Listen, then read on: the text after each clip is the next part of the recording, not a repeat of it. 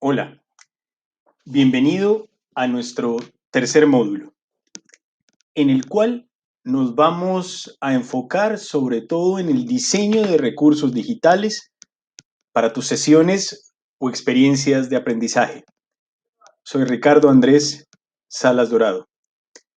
Y en esta primera sesión de este tercer módulo, la idea es poder conocer y profundizar en los recursos digitales, explorando la definición, usos y oportunidades que nos brindan para el diseño y desarrollo de nuestras experiencias educativas. ¿De qué estamos hablando cuando hablamos de estos objetos de aprendizaje digital? ¿De qué estamos hablando cuando comenzamos a crear estas herramientas y medios que nos van a permitir profundizar, pero sobre todo trabajar con este mundo digital y con nuestros alumnos? ¿Qué entendemos entonces por recursos digitales? Porque hay muchísimas definiciones. Sin embargo, a lo largo de este módulo, la idea fundamental es que podamos centrarnos en aquellos materiales digitales que tienen una intencionalidad educativa. Y es la intencionalidad, no solo el hecho de que sea un recurso ni digital, sino la intención que sirva para educación, que nos dará las luces para utilizarlo como un recurso digital educativo. ¿Y por qué es la intencionalidad? Porque conforme vamos avanzando y nos vamos dando cuenta en estos módulos, vamos a ir descubriendo muchísimos medios, vamos a encontrar muchos recursos. Lo importante es que los mismos sean utilizados como medios para educar, para formar. Un video en un contexto educativo puede ser también un video musical, por ejemplo. O podemos hablar de un espacio de noticias o de un periódico. Es más, ni siquiera vayamos hasta lo digital. Pensemos también en todos los recursos que nosotros hemos adaptado para nuestras sesiones de clase y que son recursos de aprendizaje porque su intencionalidad es la educación. Asimismo, los medios que elijamos son eso, medios. Ellos en sí mismos no son buenos ni malos, útiles o inútiles. Dependerá de cómo nos encaminan hacia el objetivo, de cómo nos llevan hacia lo que esperamos que los alumnos aprendan. Y por eso, si su intencionalidad es la educación, y como diría García en el 2010, si su diseño responde a unas características didácticas apropiadas para el aprendizaje, características didácticas. Entonces, volviendo y recordando un poco lo que hemos visto en el módulo pasado, cómo responde y cómo cae, cómo se acomoda en nuestra sesión de clase o nuestra sesión de aprendizaje. ¿Cuáles son sus características? Muy bien, estos recursos son materiales que están compuestos de manera digital y se producen para poder desarrollar actividades de aprendizaje. Se producen, ¿y por qué utilizo esta palabra? Porque parte de la idea de este módulo, y lo vamos a ir viendo en las siguientes sesiones también, es que nosotros podamos ir pensando en recursos de aprendizaje para nuestra propia asignatura. No solamente tomar y recoger recursos que existan en la red, porque hay muchísimos y muchos de ellos son de uso público, compartido por otros profesores. La idea es además que todos y cada uno de ustedes, si se atreven a dar ese paso, ese salto, puedan también diseñar sus propios recursos digitales y compartirlos en las redes. Pero el medio, como les decía, no es ni bueno ni malo en sí mismo.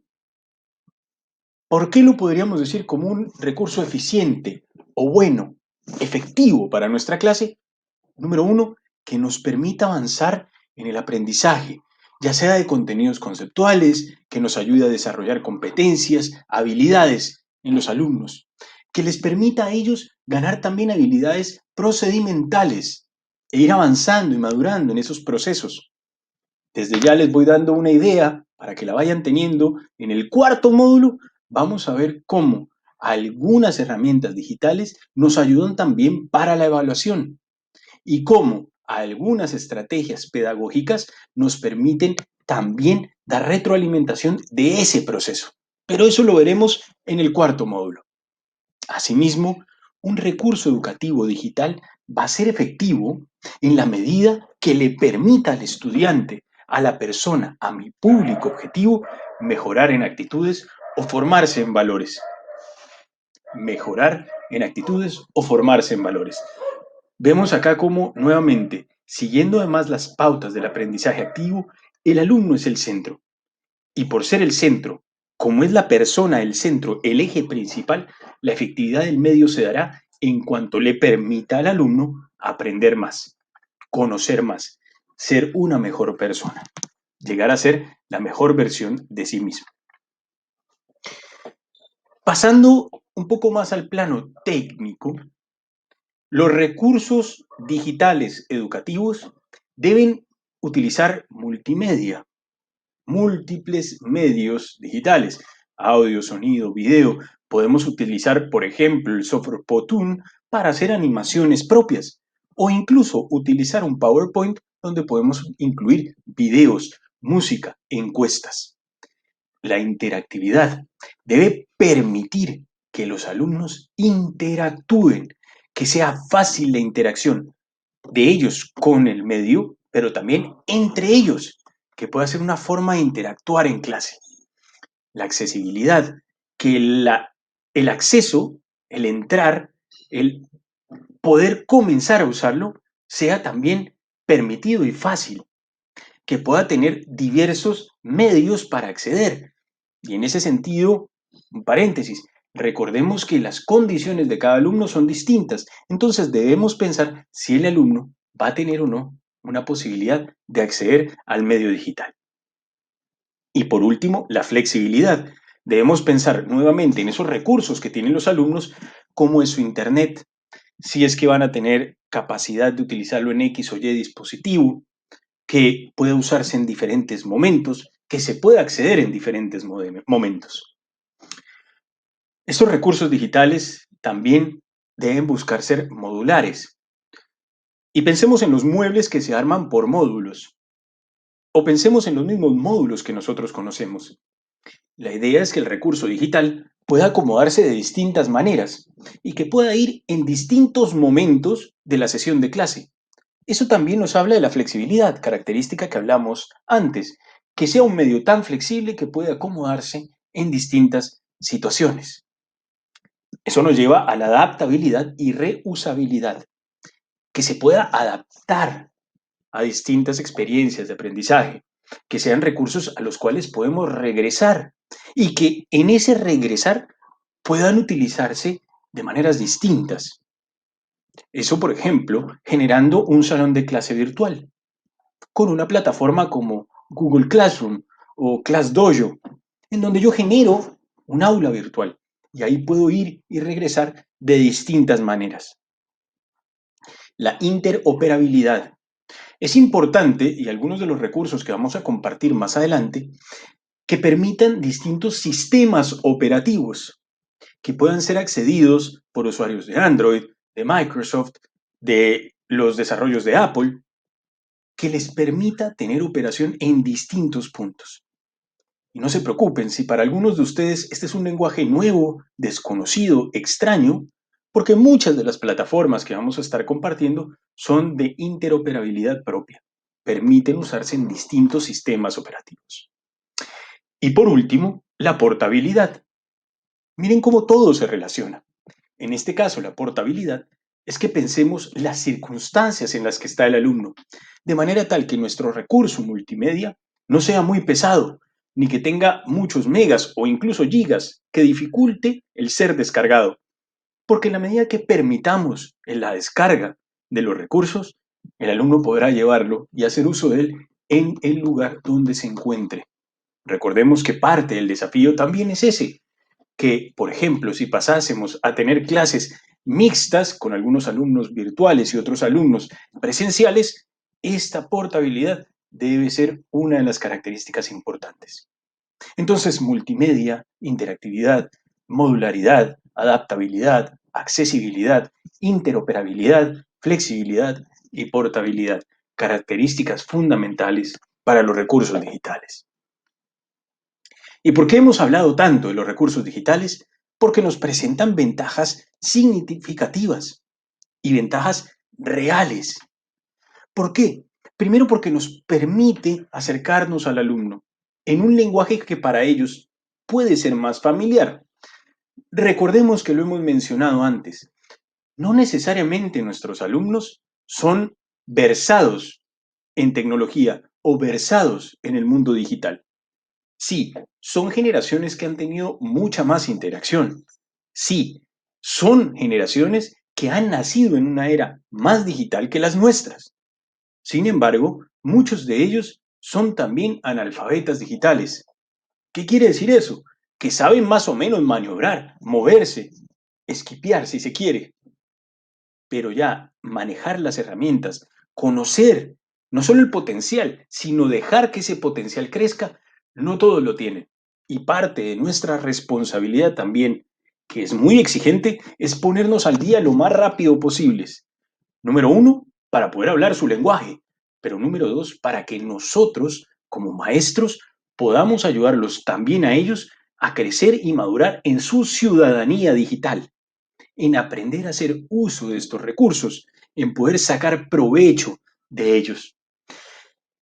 Y vamos a darnos cuenta en la sesión 2 y 3 que existen algunos software que permiten transportar el aula, por ejemplo, un laboratorio, incluso al hogar, para que no tengan que experimentar en la cocina, que también sería posible y depende del tipo de herramientas y del cuidado que podamos tener. Sin embargo, también existen laboratorios virtuales, por ejemplo, que permitirán sacar provecho a nuestras sesiones de clase.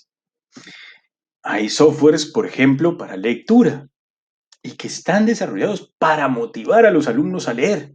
Ya los veremos más adelante. Acá, como les digo, es también un abrebocas, pero esa es una de las ventajas. Va a ayudarnos mucho en esta competencia del alumno de autorregular su conocimiento. Le va a permitir también ir a su ritmo. Recordemos una bondad de los recursos digitales es que podemos volver a ellos muchas veces, que pueda repetirse, que si no entendí pongo pausa, regreso y vuelvo a escuchar. Entonces, en la medida que el alumno se motive, se interese por la asignatura, por aprender, va a ir explorando más y va a ir sacando más provecho de este tipo de características. Y por último, algunos de estos recursos son de acceso abierto, gratuito, público, lo que nos lleva a nosotros a estar con muchas oportunidades, lo que nos lleva a nosotros a estar atentos, nos invita a estar buscando, actualizándonos, conociendo, preguntando. ¿Y cómo puedo usarlos? Para imágenes, videos, tutoriales, laboratorios virtuales, páginas web, simulaciones. Podemos hacer muchísimas cosas, porque en la medida que lo soñemos, nosotros podemos virtualizar muchísimas de nuestras prácticas en nuestras aulas presenciales. Y a la vez, en nuestras aulas presenciales podemos enriquecerlas y fortalecerlas por medio del uso de recursos educativos digitales. Sobre todo porque muchas de sus características apelan nuevamente a aquello que motiva y que le gusta a nuestros alumnos, que motiva y que le gusta a estas nuevas generaciones. Si para nosotros investigar era cuestión de ir a una biblioteca, para ellos ahora investigar está a unos clics y un tecleo de distancia. Pero ahora es nuestra responsabilidad ayudarlos a discernir sobre esta información, ser capaces de discernir aquello que tienen para ver qué es bueno, qué es útil, entender además la diversidad de fuentes, la diversidad de ideas, de filosofías que pueden haber. Y sobre todo, nos permite algo muy interesante, permitir que nuestros alumnos también produzcan, publiquen y creen sus propios contenidos. Voy a poner un ejemplo. Una red social que tal vez no a muchos les gusta, que es TikTok. Pero TikTok también puede ser una oportunidad. Nuevamente, no es buena ni mala en sí misma, depende del uso que se le dé. ¿Por qué el alumno le gusta tanto hacer esos videos? Hay que hacernos esa pregunta y ver sobre eso qué puedo sacar yo de provecho. ¿Qué puedo yo aprovechar para que en mi clase medios digitales puedan ser creados y desarrollados por mis propios alumnos, usando, por ejemplo, TikTok. Explica en un video de TikTok de 15 segundos un concepto. O trata de hacer una campaña para cambiar la forma como nos comportamos en el salón de clase. Ideas. Vamos dando ideas, pero lo importante es que no le tengamos miedo al recurso digital y podamos darnos cuenta del potencial que se nos presenta, del potencial que tiene para nosotros. Y acá nos hemos centrado sobre todo en el modelo de LO, que son de objetos digitales de aprendizaje. Nuevamente facilitan, son independientes y son por módulos. ¿Y cómo vamos a elaborar estos contenidos educativos? Bueno, la idea es que nosotros podamos integrar varios elementos multimedia y de esa manera darles una función educativa explícita, explícita. Y nuevamente, podemos ponerlos como repositorio en un aula virtual, en carpetas compartidas o en el LMS que su institución educativa utilice. Puede ser también en un grupo de WhatsApp, si es que eso es lo que ha sido usado como herramienta para comunicarse. Lo importante es poder generar estos módulos, este contenido. Para terminar, el proceso educativo es un proceso colectivo y colaborativo, donde es muy necesario utilizar recursos educativos, y en este caso, recursos educativos digitales, que permitirán analizar, discutir, asimilar, reformular, proponer y generar conocimiento nuevo, el cual debe ser difundido y compartido en la comunidad académica para el bien de los alumnos y de la sociedad. Es importante también saber que ya en las redes se han ido generando muchos de estos contenidos y que en la medida que nosotros podamos diseñar buenos recursos, también podremos compartirlos. Y en la segunda sesión vamos a hablar de cómo hacerlo, en qué plataformas, qué se necesita para dar el paso a comenzar a diseñar estos objetos de aprendizaje de los cuales hemos venido hablando. Recordemos que esta primera sesión es también una sesión introductoria para generar expectativas, para que nosotros podamos ir desde ya pensando algunas ideas. Y por último, como se los mencioné también, los recursos son medios y como tal, ese medio me puede conducir a un fin. ¿Cuál fin? El fin de mi asignatura, el objetivo de aprendizaje que yo tengo para mi unidad o para mi sesión de clase. Entonces esos recursos digitales, esos recursos educativos digitales se convierten en oportunidades para enriquecer mi asignatura, para poder dar un siguiente paso y mejorar también el proceso de enseñanza y aprendizaje. Para terminar, te dejo entonces con una pregunta reto. Después de haber visto estas ideas, después de haber escuchado un poco esta introducción de los recursos digitales educativos y además de esas ventajas que pueden presentar, te invito, por un lado, a ir pensando en otros puntos a favor, otras ventajas que hayan podido surgir. Lo segundo, aquellos aspectos que tal vez habría que mejorar. Y por último, la pregunta que les dejo para la siguiente sesión. ¿Será posible ir soñando o pensando una secuencia didáctica con algunos objetos de aprendizaje virtuales? ¿Será posible ir soñando y preguntándonos cómo el recurso educativo digital me puede ayudar en mi asignatura?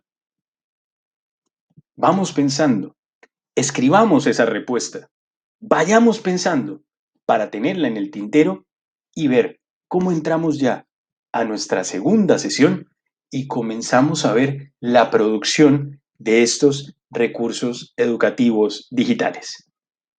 Con esta pregunta entonces y las respuestas que surjan, nos encontraremos en nuestra segunda sesión de este tercer módulo.